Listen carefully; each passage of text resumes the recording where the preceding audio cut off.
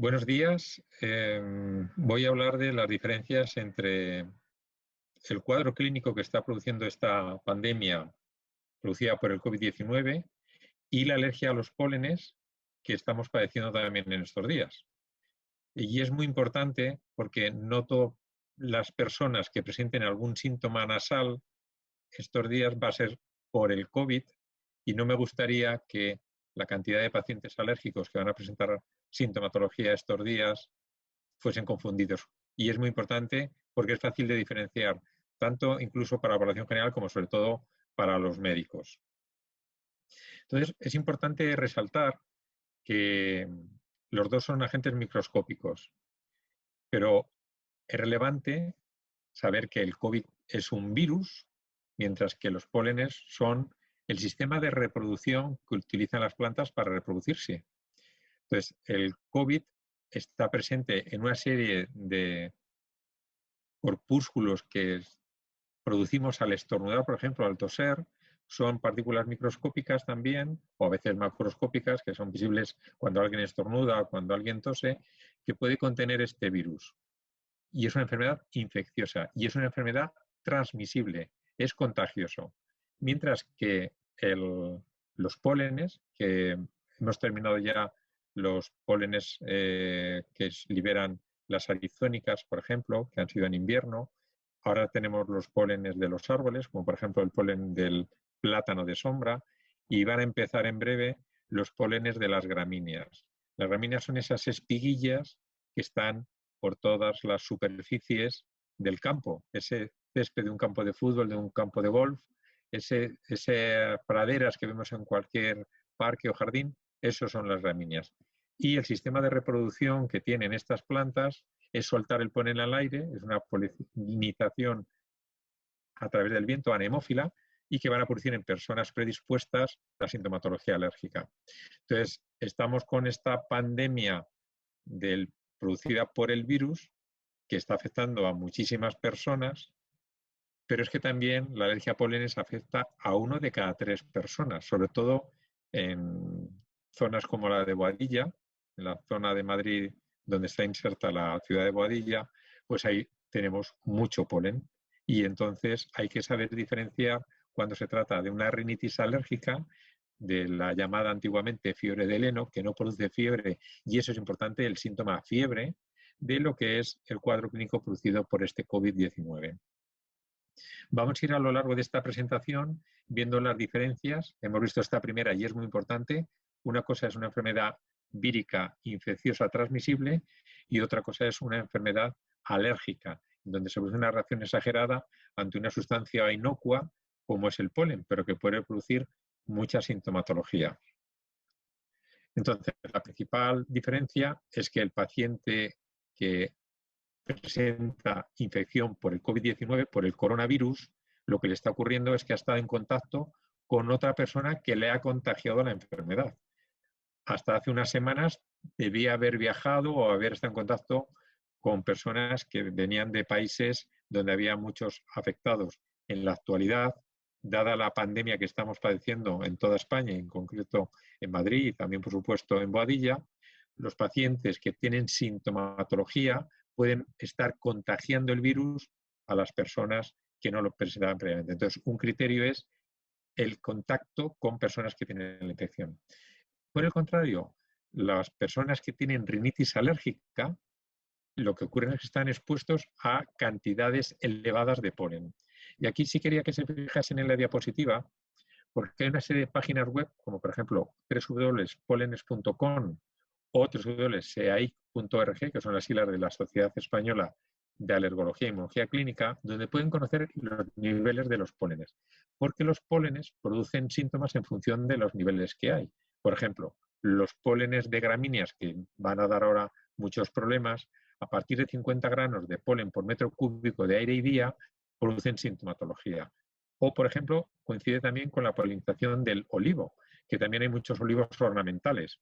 Pues el olivo, cuando superan cifras por encima de 200 granos de polen por metro cúbico, producen los síntomas característicos de la rinitis alérgica.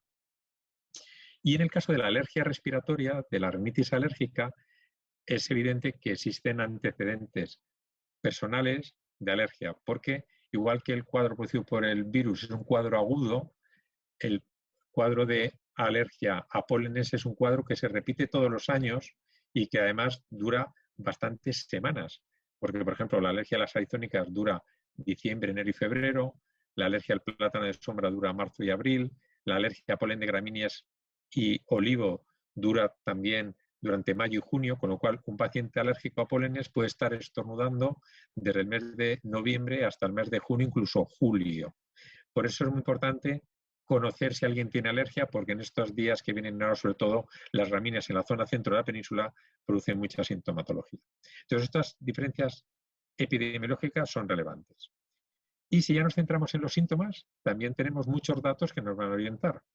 Por ejemplo, en el caso de la rinitis que produce el COVID, en la parte izquierda de la diapositiva, estos cuadros pueden producir algo de secreción nasal, pero suele ser escasa comparado con los cuadros de alergia. En el cuadro del COVID puede producirse congestión nasal, pero mientras en el cuadro de la rinitis alérgica hay una secreción nasal continua y unos estornudos que son en salva, achís, achís, achís. Eso es muy característico de la alergia a los pólenes. En el caso del cuadro por COVID no se suele afectar los ojos, no suele haber conjuntivitis, mientras que en los casos de rinitis alérgica suelen cursar con los ojos rojos, llorosos y con picor. Y por cierto, este picor también es muy característico de la rinitis alérgica.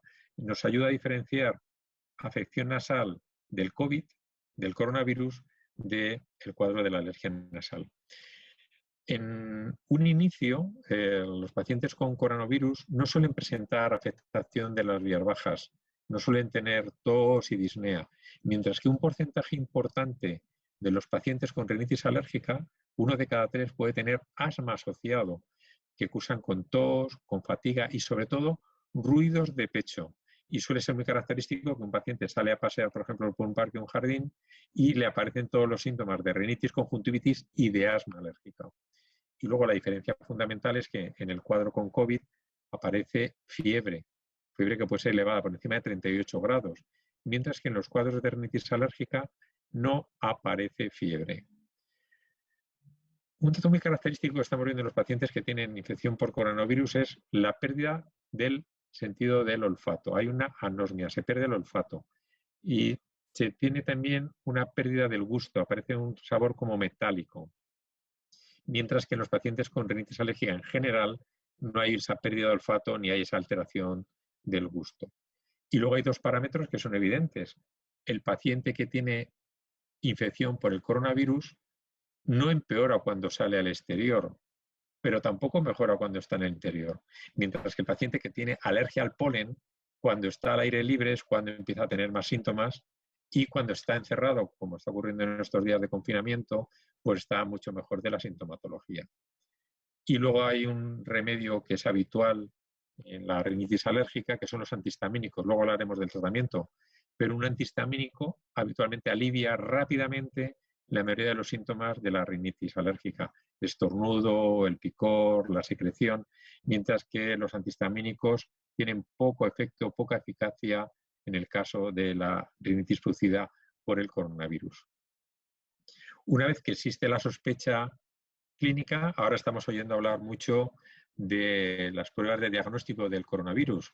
Pues la famosa prueba PCR no es ni más ni menos que estudiar una muestra del paciente, bien de la secreción nasal o de un exudado de la faringe, y se estudian las partículas del virus por técnicas de PCR, de reacción en cadena de polimerasa, que nos indican precisamente la presencia del virus en el paciente, lo que le convierte claramente en una persona que, aparte de estar enfermo, puede contagiar. Podemos aislar el virus en diferentes secreciones, como digo, y ahora están hablándose mucho de las diferentes pruebas de diagnóstico, los test. Estos test lo que hacen es medir determinados anticuerpos. Y hay 2 tipos de anticuerpos. Los anticuerpos del tipo inmunoglobulina M, que nos indica que el paciente está en la fase aguda de la enfermedad, en esas alrededor de 2 semanas que suele durar el cuadro clínico, y que, por tanto, evidentemente puede ser también capaz de contagiar a otras personas. Y hay otros anticuerpos que son del tipo inmunoglobulina G, que nos indican que ya el organismo, el sistema inmuno del paciente, ha producido anticuerpos que pueden ser protectores. Todavía no tenemos mucha experiencia, porque estamos en la fase aguda de esta crisis sanitaria, de cuánto van a durar, qué efecto protector tienen estos anticuerpos tipo inmunoglobulina G.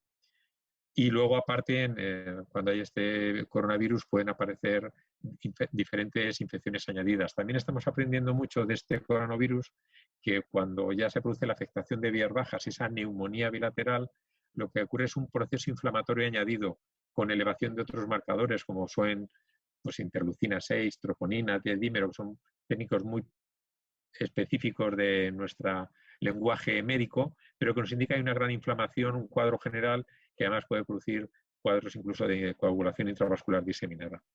En el caso de la rinitis alérgica es totalmente distinto. No estamos hablando de un virus y todas las alteraciones inmunológicas que produce.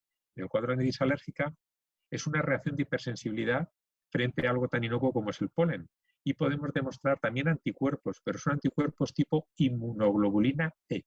Esa inmunoglobulina E la podemos objetivar muy rápidamente mediante unas pruebas cutáneas o podemos medir la IgE específica en el suero del paciente. Si hace falta y tenemos dudas, podemos recurrir a pruebas de provocación conjuntival o pruebas de provocación nasal o incluso pruebas de función respiratoria nasal, como es una rinometría, otras pruebas de función respiratoria de vías bajas con espirometría, y se puede medir también la IgE total. Entonces tenemos un arsenal diagnóstico muy importante para diferenciar lo que es la infección del coronavirus, afectando sobre todo a las vías altas respiratorias, del cuadro producido por la alergia a los pólenes que están ahora precisamente volando sobre nuestras cabezas. También en el cuadro evolutivo hemos dicho que este coronavirus puede producir una neumonía que se caracteriza por ser una neumonía bilateral, afecta a los dos pulmones.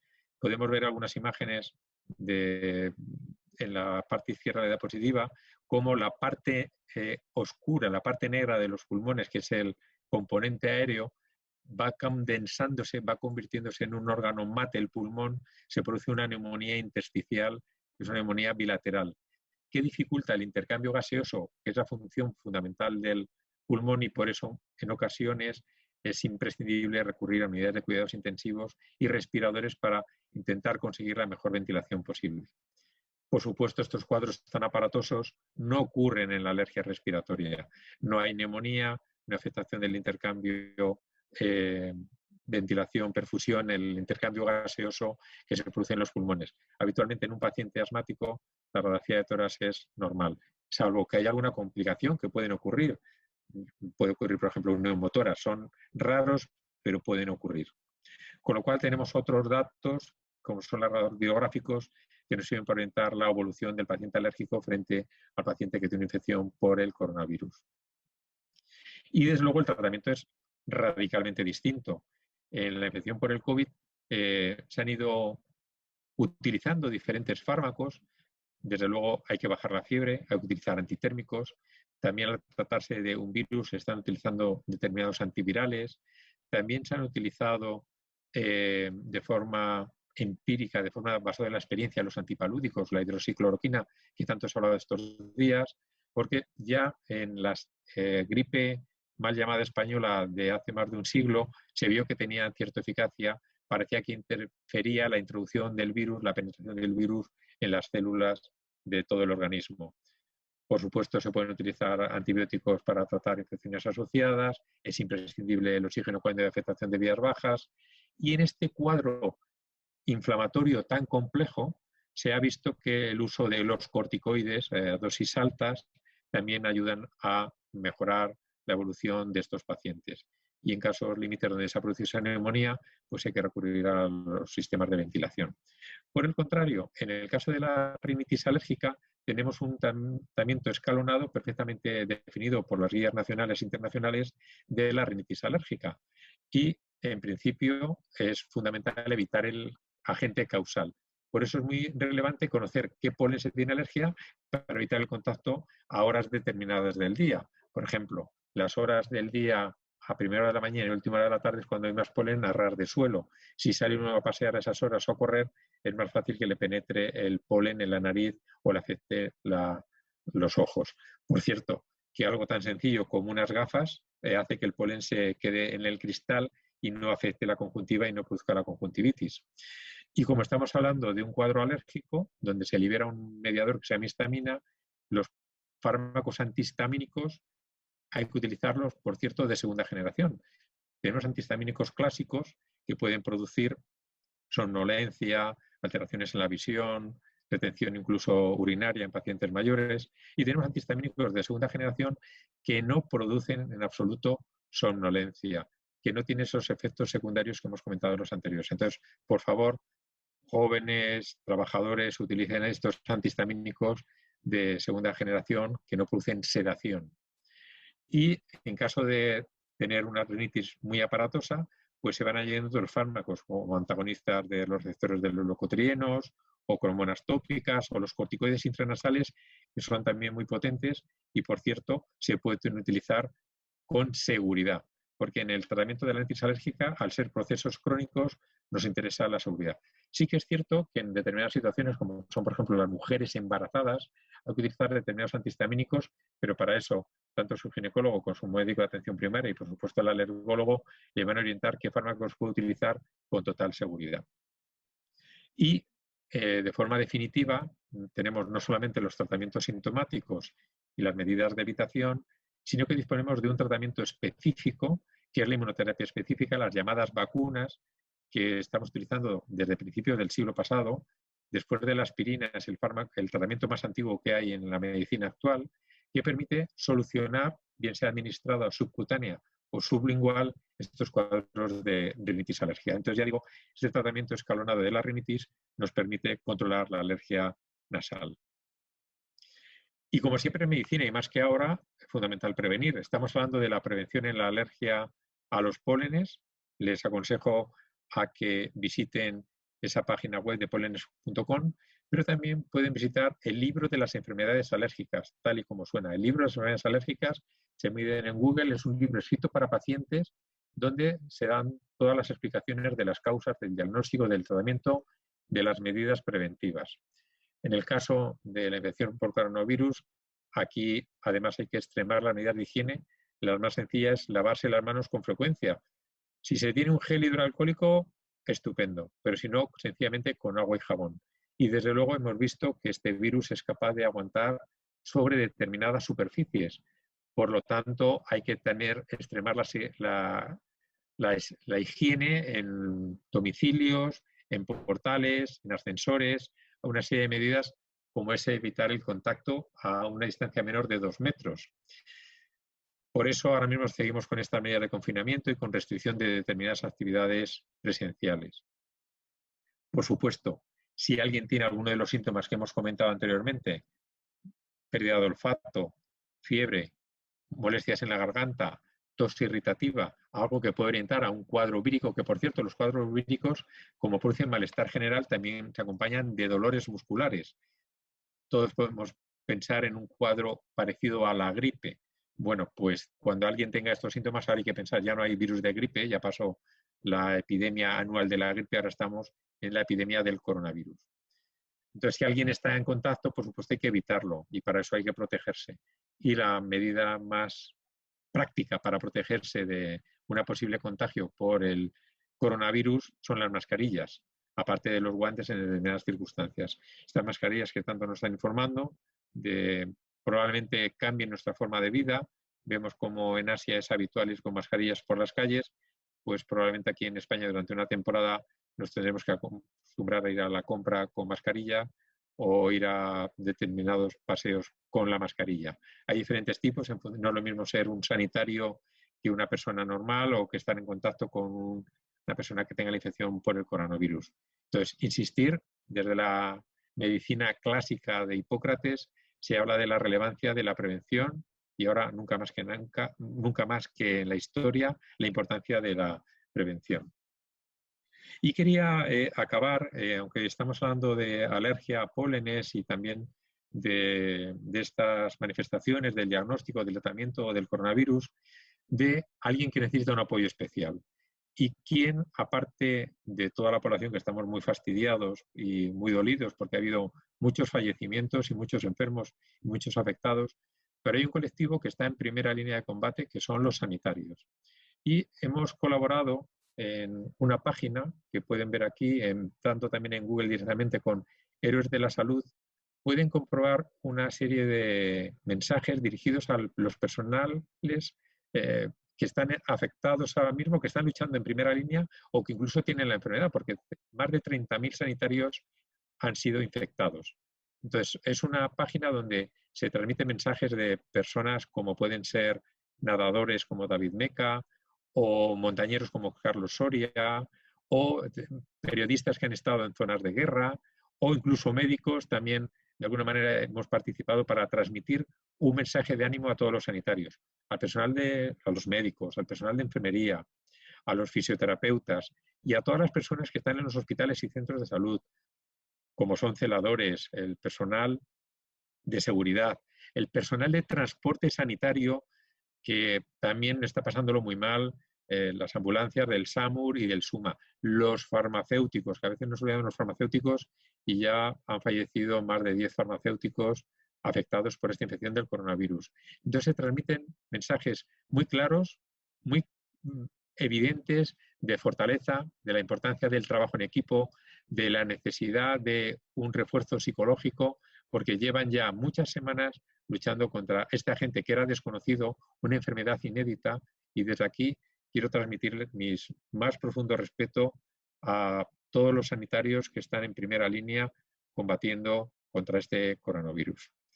Y hasta aquí os quería contar de estas diferencias entre la rinitis alérgica y la infección por el COVID-19, desde su origen a las manifestaciones, al diagnóstico, al tratamiento y a las medidas de prevención, y quería acabar con este mensaje hacia todos los sanitarios. Muchas gracias y quedo siempre a vuestra disposición.